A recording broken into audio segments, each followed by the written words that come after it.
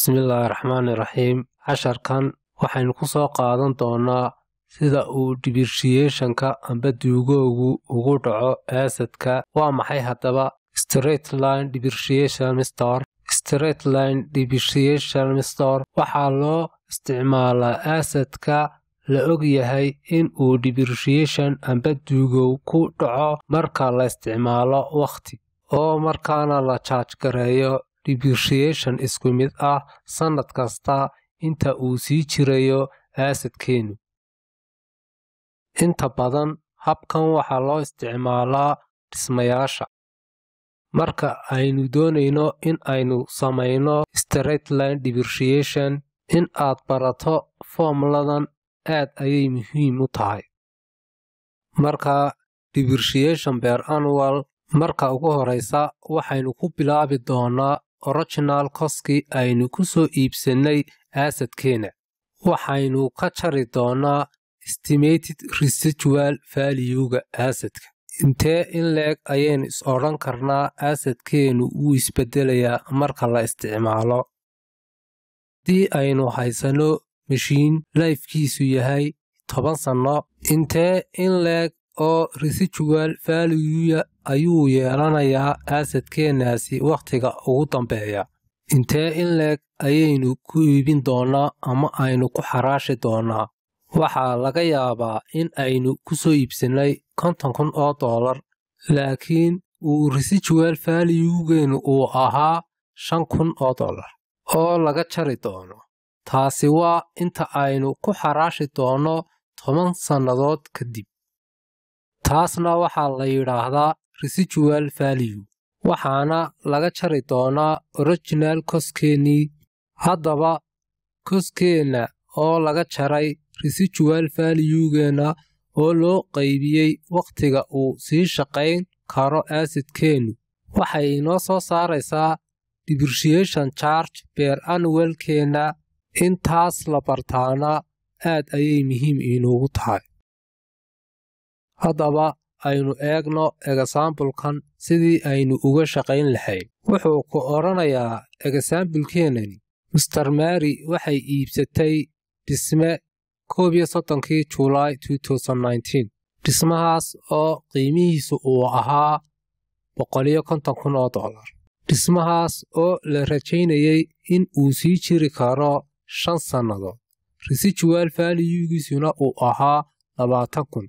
Soo saar haddaba depreciation charge-ka ka go'aya 5 sannadood mid walba dhammaadkeega 31 December.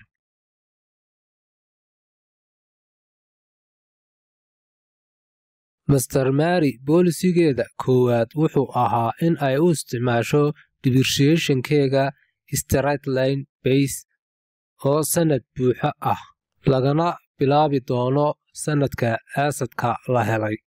Bolisigeega labaadna wuxuu ahaa depreciation straight line base ah iyada oo loo isticmaalayo proportional depreciation sanadkii asset-ka la soo iibsaday. Haddaba marka hore waxaa layna weydiiyey in aynu kaga shaqayno straight line depreciation ka dhismaha.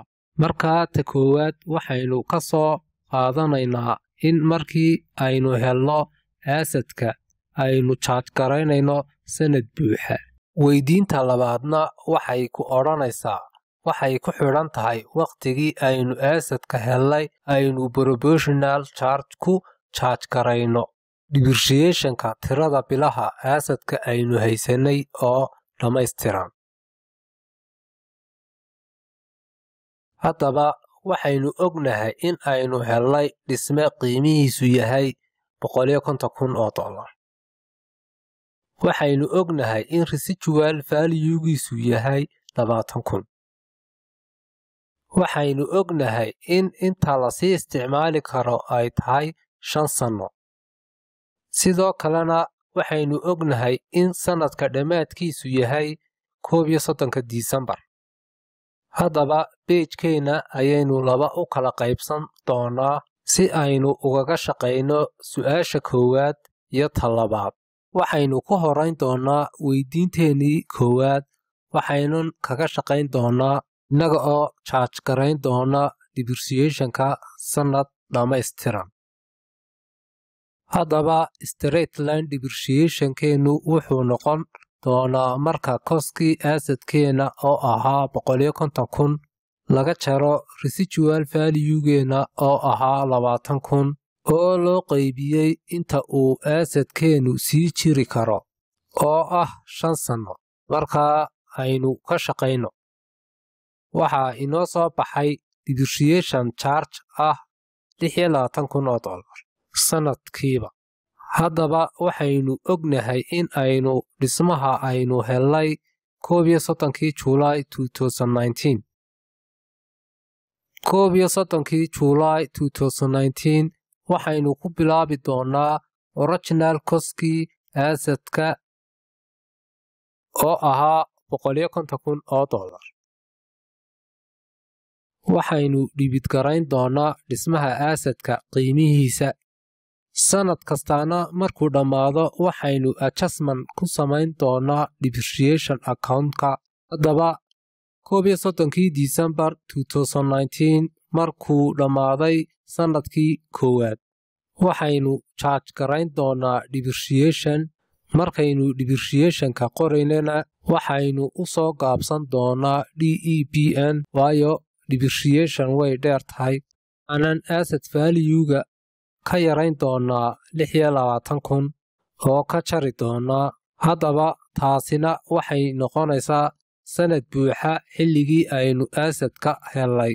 Haddaba 31 December 2019 carrying value-ga assetka oo loo soo gaabiyo CV waxay noqonaysaa koska oo laga jaray accumulated depreciation-kii waqtigaas.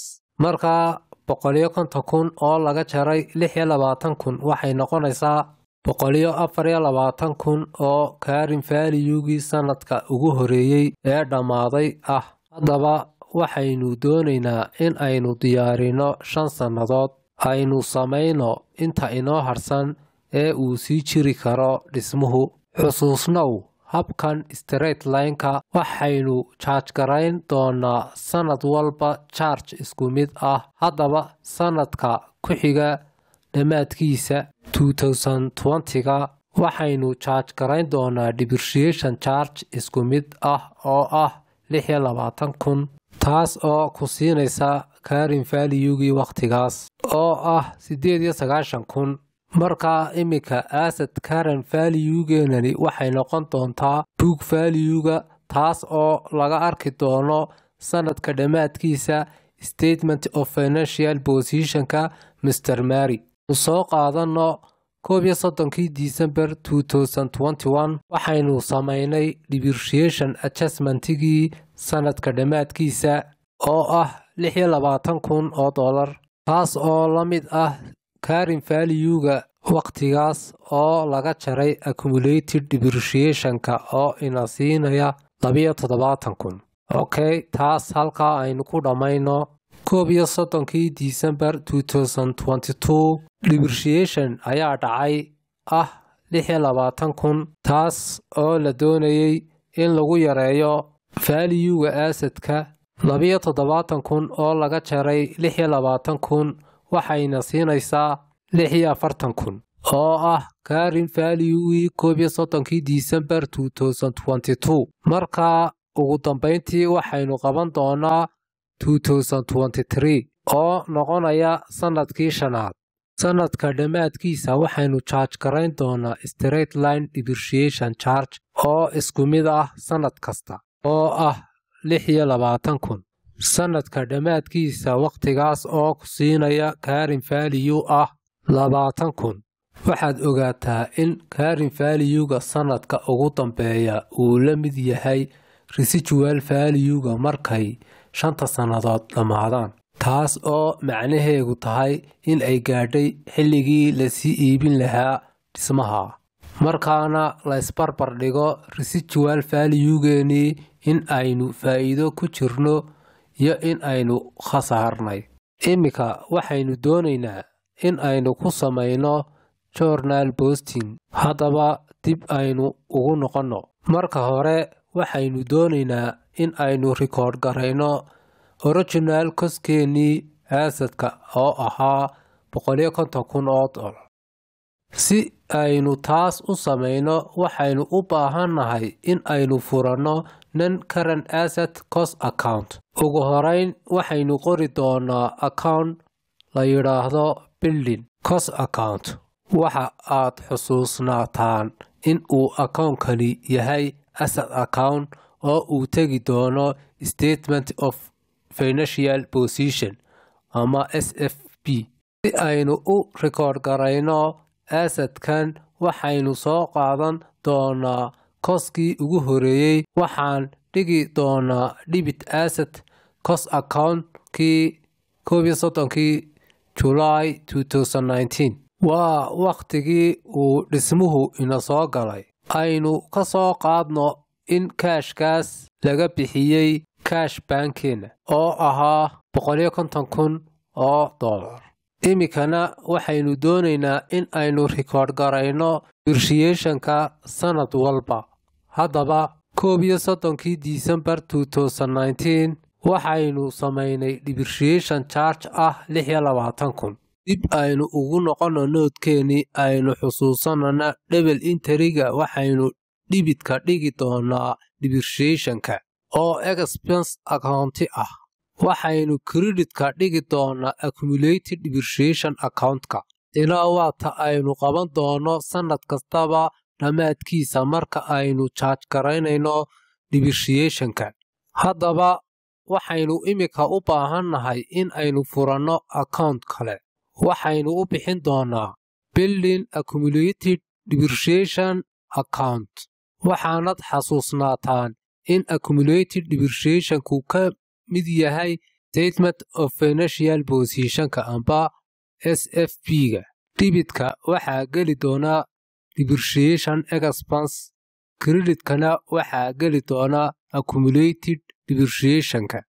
haddaba dhammaadkii sanadkii koowaad 31 December 2019 account-keena ka soo horjeeda wuxuu noqonayaa depreciation expense account-kii 2019-ka oo ah $26,000 oo ka geli doona dhinaca credit-ka joornaalkeena. imikana si aynu dhibitka u dhigno aynu samayno account cusub oo aynu u bixinno depreciation expense account. depreciation expense account-ka waxaa lagu arki doonaa statement of comprehensive income waayo waxay yarayn doontaa profit-keena sanadka. imika waxaynu samaynay credit. dhibitkana waxaa tegay 31 December 2019. account-ka ka soo horjeedana waa accumulated depreciation $26,000.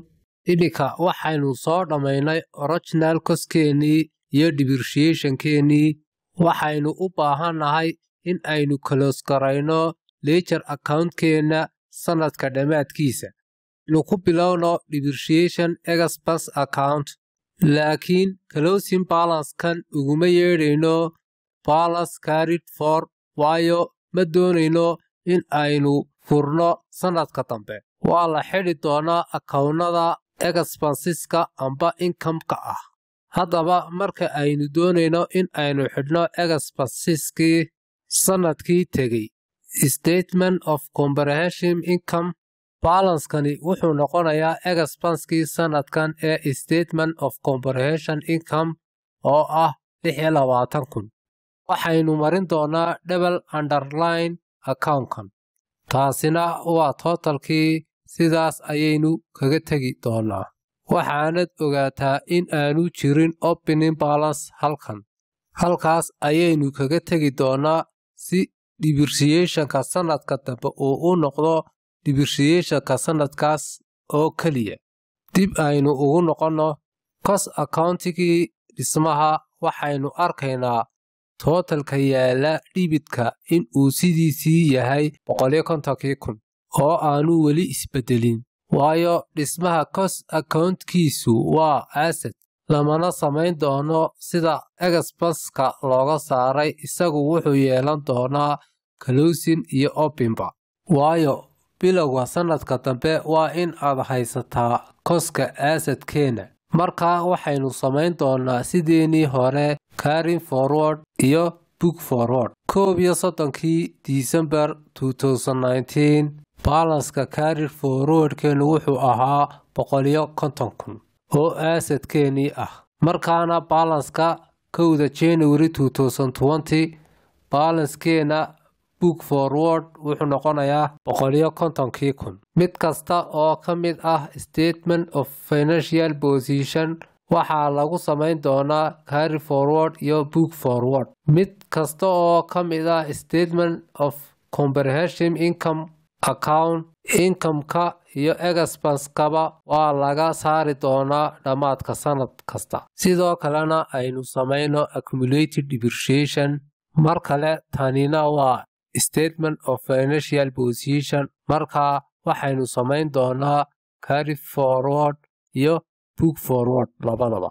magaca la close garayn doonaa waa accumulated depreciation haddaba 30 December 2019 balance carry forward waa 26,000 marka waynu total garayn doonaa waxaynu ka furi doonaa credit side-ka 1 January 2020 balance book forward waa 26,000 imika mar kale aynu samayno double entry kale haddaba sanadkii xigay waxaynu samaynay depreciation mar labaad 26,000 ah 26,000 waxaa la doonayaa in lagu sameeyo double entry oo la boos gareeyo sanadkii xigay waxaynu credit garayn doonaa accumulated depreciation account oo ah depreciationkii sanadkii dhammaaday markaana waxaynu ku dari doonaa book forward balance oo ah opening balance markaasna waxaynu geyn doonaa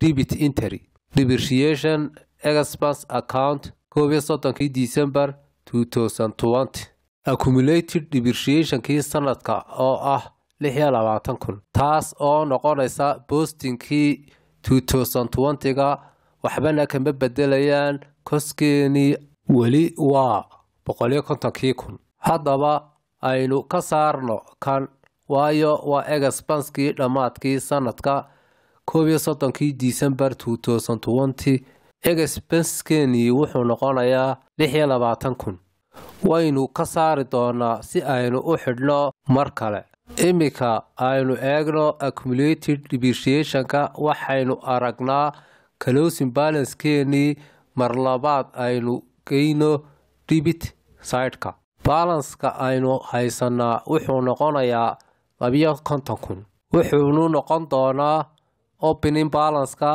sanadka dambe waynu total garayn doonaa markaana waxaynu ku bilaabi doonaa 1 January 2021 waxaynu samayn doonaa balance book forward 52,000 ah marka waqtigaas koska oo laga jaray accumulated depreciation wuxuu ku siinayaa carry value-gii aynu hore uga soo shaqaynay oo ahaa 98,000 oo aynu ku soo aragnay shaqadeenii hore haddaba taasi waa habka ledger account-ku u shaqeeyo imika waxaynu ka jawaabnay su'aasheena qaybtii koowaad ee example-keeni diinteena labaad waxay ina odhanaysaa in aynu ku samayno straight line depreciation laakiin aynu ku base garayno proportionka sanadka la helay assetka waxaynu helnay assetka 1 July 2019 sanadka dhammaadkiisuna waa 31 December waxaynu haysanaa assetkeena August September October November iyo December oo ah 5 bilood haddaba haddii aynu eegno depreciation-kii aynu charge garaynaynay wuxuu ahaa 26,000 sanad kastaba straight line ku base garaysan sanadkii koowaad waxaynu assetka haysanaa 5 bilood oo kaliya marka waa in aynu charge garaynaa depreciation-ka 5 bilood halkii aynu ka charge garayn lahayn depreciation-ka sanadka oo buuxa haddaba page-keena qaybtiisii labaad waxaan doonayaa in aan ku bilaabo koskii assetkeena 31 July 2019 mar labaad waa 150,000 ka depreciation-ka sanadku wuxuu ahaa 26,000 markii hore taas oo aynu 12 bilood ee sanadka aynu wada charge garan jirnay depreciation-ka waxaynu charge garayn doonaa 5 bilood oo kaliya waayo waa proportional depreciation marka waxaynu ku dhufan doonaa 5 bilood oo loo qaybiyay 12 bilood ee sanadka depreciation charge-ka sanadkaas wuxuu noqonayaa 26,000 oo lagu dhuftay 5 oo loo qaybiyay 12 waxay ina siinaysaa 10,833 depreciation-ka sanadkaasi level interest-gana waa isku mid debitka waa depreciation expense creditkana waa